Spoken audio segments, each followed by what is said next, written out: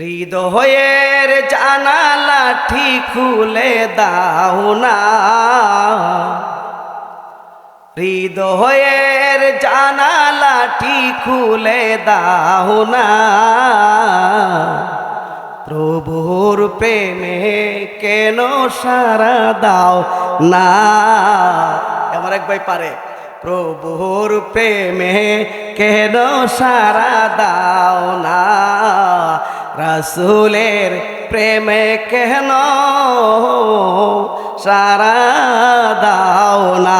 জোরে কোন আল্লাহু আকবার। আল্লাহ আল্লাহ রাসূলের ভালোবাসা যাদের মধ্যে আছে, কুরআন হাদিসের বর্ণনা তাফসীর যেখানে শুনবে সেখানেই উপস্থিত হয়ে যাবে। কথা বলুন ঠিক কিনা?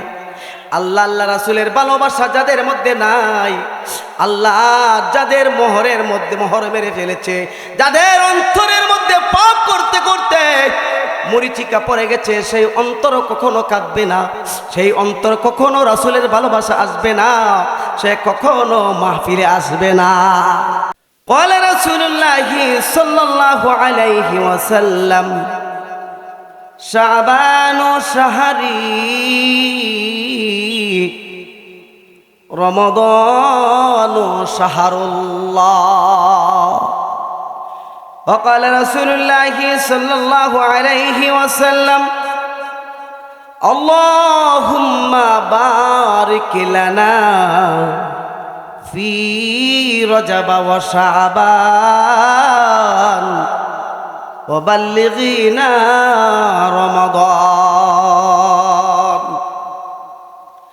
وقال رسول الله صلى الله عليه وسلم بلغوا عني ولو آية يا أيها الذين آمنوا صلوا عليه وسلموا تسليما. اللهم সবাই মহব্বতে পড়ি। কাপড়ের কাপড় পরবে রে মন,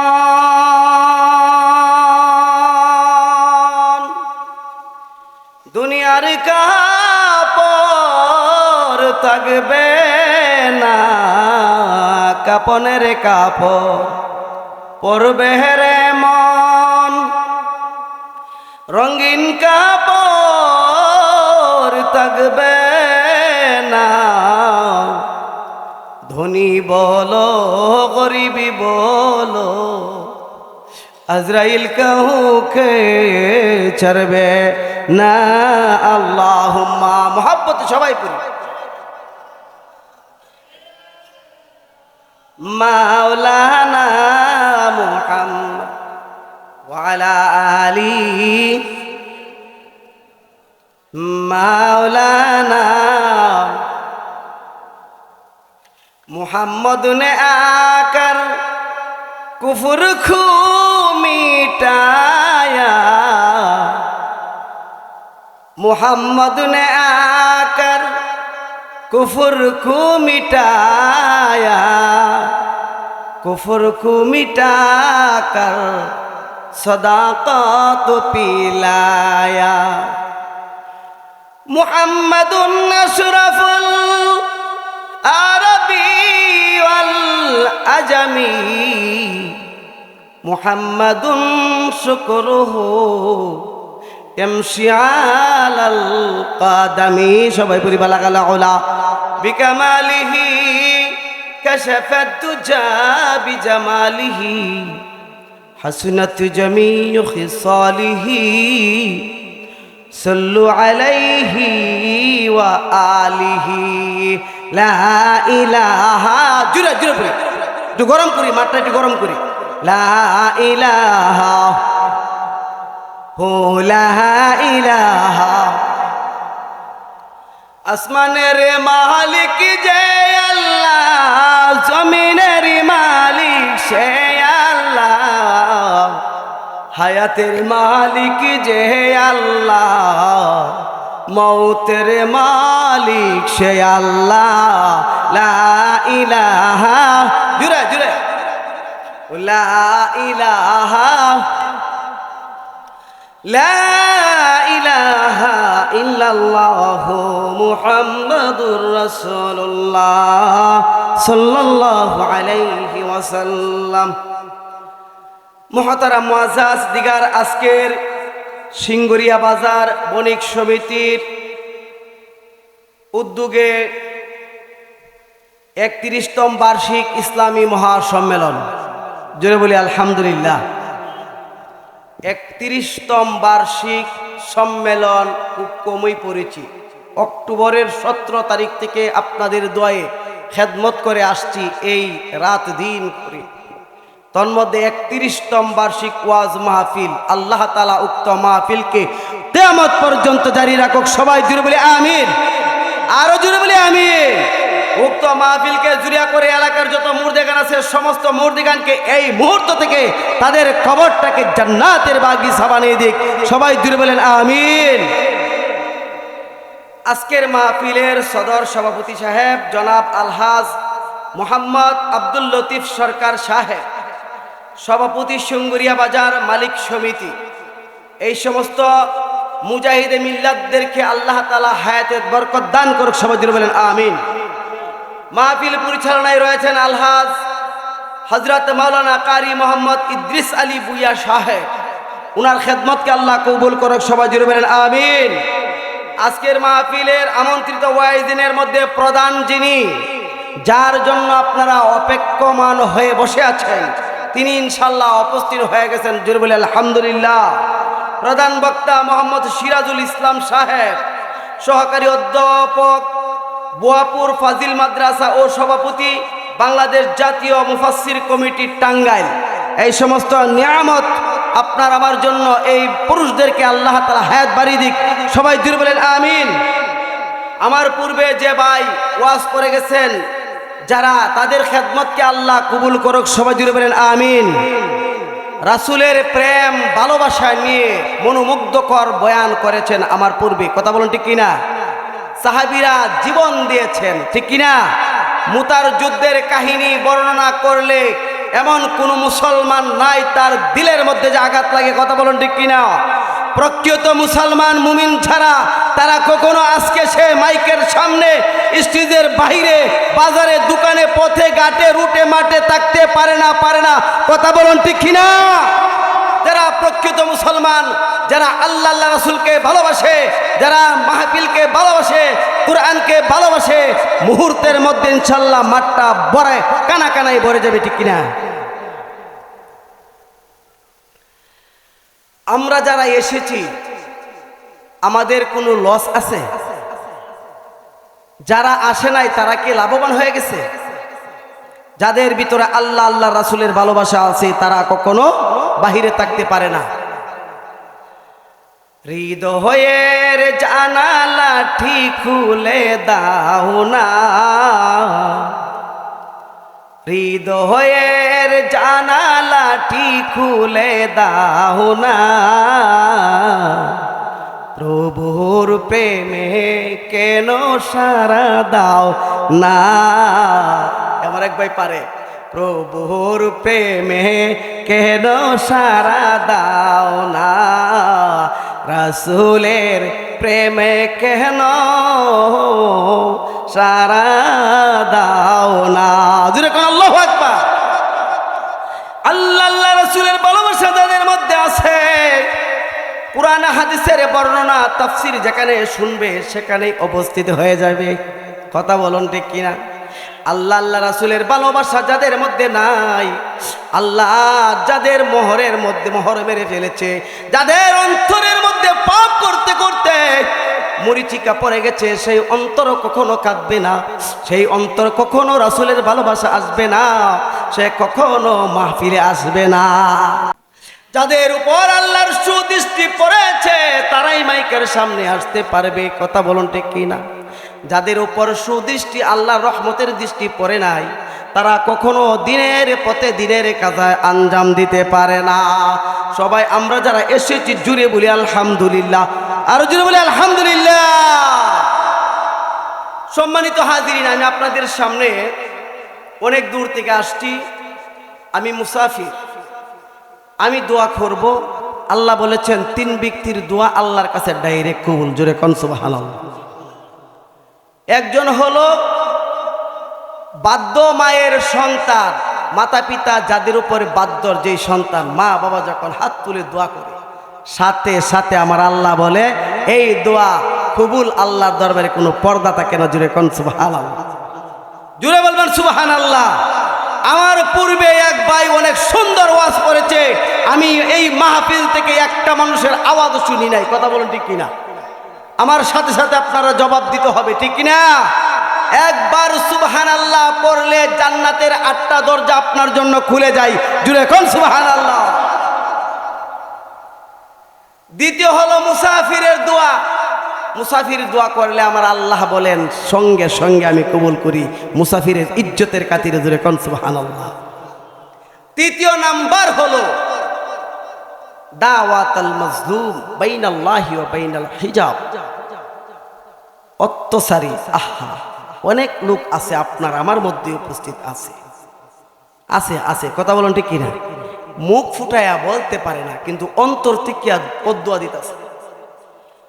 এই মাজলুমের দোয়া জালেমের উপরে আত্মুল্লাদিরি করতে হয়, কিন্তু দোয়াটা আল্লাহর কাছে কবুল করতে কোনো পর্দা থাকে না। চিৎকার দিয়া বলেন সুবহানাল্লাহ। আজকের সেই ওয়াজ থেকে আমরা প্রতিজ্ঞা করে যাব, আমি আমার পাশের বাড়ির যেই লোকটা নিরীহ নিরস্ত্র তাকে কখনো আঘাত করব না। ঠিক কিনা? পারবো তো? সময় নেই, ভিন্ন পথে যাব না। আল্লাহর নবী সাল্লাল্লাহু আলাইহি সাল্লাম বলেন, আল্লাহ রাসূলের হাদিস, মান সালিমাল মুসলিমুনা মিন লিসানিহি ওয়া ইয়াদিহি, ওই ব্যক্তি প্রকৃত মুসলমান মুমিন যেই ব্যক্তির তার হাত এবং জবান থেকে আরেক ভাই নিরাপদ। ঠিক কিনা? আমার এক ভাই বলেছে একটা কঠোর কথা, এই কথাটা আমি তার কাছে ধৈর্য না ধারণ করে তার কথাটার কারণে রাগান্বিত হওয়ার সাথে সাথে তার গাল বরাবর একটা থাপ্পড় মারি। ঠিক কিনা? আল্লাহ নবী বলেন এই মাজলুম কখনো সে এই জালেম মাজলুম ব্যর্থ হয় না, জালেমকে আমি ছাড়ি না, আমি ছাড় দেই কিন্তু ছেড়ে দেই না। কথা বলুন ঠিক কিনা? ইতিহাস খুঁজে দেখুন, ফেরাউন নমরুদ থেকে নিয়ে আজ পর্যন্ত যত শাসক ছিল যারা জুলুম করেছে অত্যাচার করেছে কেউ টিকতে পারে নাই। কথা বলুন ঠিক কিনা? আপনার পাশের বাড়ির নিরহ মানুষ সে আপনার সাথে পারবে না, অর্থনীতি দিয়েও পারবে না, গায়ের শক্তি দিয়ে পারবে না, 5টা 10টা বাই নাই সেও পারবে না, কিন্তু এই মাজলুমকে আপনি জালিম হয়ে আঘাত করবেন না। কথা বলুন ঠিক কিনা? মূল আলোচনার আগে আমার একটা হাদিস মনে পড়েছে। আল্লাহ নবী সাল্লাল্লাহু আলাইহি সাল্লাম যখন মেরাজে ঢুকলেন, মেরাজে গেলেন, মেরাজ থেকে ফিরে আসলেন, আল্লাহ নবী বলে ও আয়েশা, পৃথিবীর মধ্যে স্বামী আর স্ত্রীর মধ্যে খুব ভালোবাসার একটা বন্ধন থাকে, একটা চাওয়া পাওয়া থাকে। তুমি আমার কাছে আজকে এমন একটা কিছু চাও, আমি চাইলেই তোমাকে দিয়ে দিব। কোন সুবহানাল্লাহ। আজকে চাও, তুমি কি চাইবা? আমার মনটা খুব ভালো লাগতেছে, আমি খুব ফুর্তি, আমার মনটা খুব ভালো লাগতেছে, আমি আনন্দিত, কারণ আমি আল্লাহর সাথে দেখা করে আসছি। কোন সুবহানাল্লাহ। পৃথিবীর মধ্যে কোন নবী এই 2,24,000 মতান্তরে এই নবী কাহারও এরকম আরশে আজিমের মধ্যে আল্লাহর সাথে সরাসরি সাক্ষাৎ হয় নাই, কিন্তু আমার নবীর হয়েছে। কোন সুবহানাল্লাহ। এই নবীজি খুশি হইয়া তার স্ত্রী আয়েশাকে বলতেছে, আয়েশা তুমি কি চাইবা আমার কাছে আজকে চাও, আমি তোমার স্বামী, তোমার আশা চাহিদা পূরণ করব। জোরে কোন সুবহানাল্লাহ। আপনার আর আমার বিবি হইলে বলল যে 1.5 বুড়ি 2 বুড়ি স্বর্ণ দিয়ে আমাকে একটা গলার চেন বানায় দিবেন। ঠিক কিনা? আর না হলে বললো আমাকে 2টা চুরি বানায় দিবেন, আর না হলে বলবে আসুন যাই বসুন্ধরা গিয়ে ঢাকা মার্কেট করব। ঠিক কিনা? আম্মাদান আয়েশা ডাক দিয়ে বলি, ইয়া রাসূলুল্লাহ, ইয়া হাবিবাল্লাহ, দিনের নবী গো, আমার এমন কোনো চাওয়া নাই আপনার কাছে আমি চাইবো আপনি পালন করবেন, পূরণ করবেন। না না না, আমি আপনার সাথে সহচর হিসেবে আছি, এটাতেই আমি সন্তুষ্ট। কোন সুবহানাল্লাহ। আমি যে আপনার স্ত্রী, এই স্ত্রী হিসেবে আমি সন্তুষ্ট। জুড়ে কোন সুবহানাল্লাহ। আমি আশপাশে দেখেছি, আমার মনে হয় আপনার চেয়ে বেশি হবে আমার মা বোন। ঠিক কিনা? আমার মা বোনরা বেশি ওয়াজ শোনে, ওরা এক ওয়াক্ত নামাজ ছাড়ে না, ওরা রমজান মাসের একটা রোজা রাখে না। কিন্তু আমার বায়েরাও আছে, দেখবেন সামনে রমজান মাস আসতেছে, কইব গ্যাস্ট্রিক আলসার কালসার রাখতে পারি না। আর কিছু কিছু বদমাইশ আছে প্রকাশ্যে বিরিচুলো টানবে আর বলবে আল্লাহকে ডরাই না, দুনিয়ার কাউকে ডরাবো, আমার মতো শের বাহাদুর কে আছে। এই সমস্ত বদমাশদেরকে বলবো তোমার যদি একটু আমেশা হয়ে যায় তখন হয়ে যাবে হামেশা, ঠিক কিনা? সাথে সাথে আপনার বাহাদুরি শেষ হয়ে যাবে, ঠিক কিনা? আমার বন্ধুগণ, আম্মা জান আয়েশা সিদ্দিকা ডাক দিয়া বলে স্বামী হে, আপনার উপর আমার কোনো এরকম ছাওয়া পাওয়া কিচ্ছু লাগবে না, আপনি যে আমার স্বামী এটাই আমার যথেষ্ট। আমার এলাকার মা বোনরা যদি স্বামীকে এই কথাটা বলতে পারতো, স্বামী হে, বড় বড় লৌ মাছ চাই না, বোয়াল মাছ চাই না, লম্বা লম্বা জামদানি শাড়ি চাই না, স্বর্ণের চেন চাই না, আপনি আমার স্বামী এটাই আমি সন্তুষ্ট। আপনি সিঙ্গুরিয়া বাজার থেকে যা নিয়ে দিবেন তাই আমি খাবো। জোরে কোন সুবহানাল্লাহ। যদি এইভাবে আমার মা বোন স্বামীর উপরে সন্তুষ্ট হইতো, আল্লাহ নবী বলে এই ঘরের মধ্যে কখনো অভাব অনটন হইতো না, কখনো ঋণ তুলতে হইতো না, কখনো আমার মা বোন কিস্তির সামনে যাইতে হইতো না, ঠিক কিনা বলেন? আমার মারা চাচিরা আগেকার কিস্তি লাগিয়ে যাইতে হয়েছে না, কোন ঠিক কিনা? আপনি যান কিস্তি দিবে না, কিন্তু আমার মা বোন যদি যা তাহলে কিস্তি দেয়। আছে না? আপনাদের দেশে আছে এরকম? আমাদের দেশে এরকম ভাই যদি না থাকে আলহামদুলিল্লাহ। আম্মা জান আয়েশার কথায় যখন আয়েশা বললেন আল্লাহর নবী মানতে রাজি না, আল্লাহর নবী বলে আয়েশা রে, আমার মনটা ভালো লাগছে, যদি আমি তোমাকে একটা দিতে পারি তাহলে মনটা আরো খুশি হবে। কোন সুবহানাল্লাহ। এবার আয়েশা ডাকতে বলে ইয়া রাসূলুল্লাহ, ইয়া হাবিবাল্লাহ, তাহলে আমি আমার আব্বার কাছ থেকে আমি পরামর্শ নিতে চাই। কার কাছ থেকে? আব্বার কাছ থেকে, আবু বকরের কাছ থেকে পরামর্শ নিতে চাই। আবু বকর যখন গিয়া প্রশ্ন করলেন, আবু বকর বলতেছে মাহারে, তোমার সুবর্ণ একটা সুযোগ, এই সুযোগ তুমি হাতছাড়া করবা না। কোন সুবহানাল্লাহ। আরো জোরে বলেন সুবহানাল্লাহ। আমার আপনার স্ত্রীর বাবা হলে, শ্বশুর হলে, ওই স্ত্রীরা বলতো তুমি গিয়া বলো এই বাড়িটা লেখা দিতে, এই ক্ষেতটা জমিটা লেখা দিতে। কিন্তু না না, আবু বকর সিদ্দিক তার মেয়েকে বলে তুমি এই সুবর্ণ সুযোগটা হাতছাড়া করো না, তুমি আল্লাহর নবীকে গিয়ে বলো আমি একটা জিনিস আপনার কাছে চাই। সুবহানাল্লাহ। এবার বাবা পরামর্শ দিয়ে দিলেন, দৌড়াইয়া গিয়া বলে ইয়া রাসূলুল্লাহ, আপনার কাছে একটা মনে বড় আশা আকাঙ্ক্ষা নিয়ে আসছি, আমি একটা জিনিস চাই, আশা করি আপনি ফিরাইয়া দিবেন না, আশা করি আপনি ফিরাইয়া দিবেন না। রাসূল বলে ডাক দিয়ে বলে এ আয়েশা বলো তোমার কি চাওয়া আছে বলো, ইনশাল্লাহ আমি তোমার চাওয়া পূরণ করব। আবার দিনের নবীকে আয়েশা বলে ইয়া রাসূলুল্লাহ, আপনি যে মেরাজে গিয়েছিলেন আল্লাহর সাথে অনেক কথোপকথন হয়েছে, অনেক কথাবার্তা হয়েছে, আলাপ আলোচনা হয়েছে, আমি অনেক কথা শুনেছি, কিন্তু একটা কথা আছে বাকি। আমার আব্বা বলেছে এই বাকি কথাটা যেটা আছে এই কথাটাই আমি শুনতে চাই। দুরে কোন সুবহানাল্লাহ। এই কথাটা আগামী বছর শোনামু, ঠিক আছে নাকি? আজকে বলতাম, আজকে বলতাম নগদ ওয়াজ নাকি?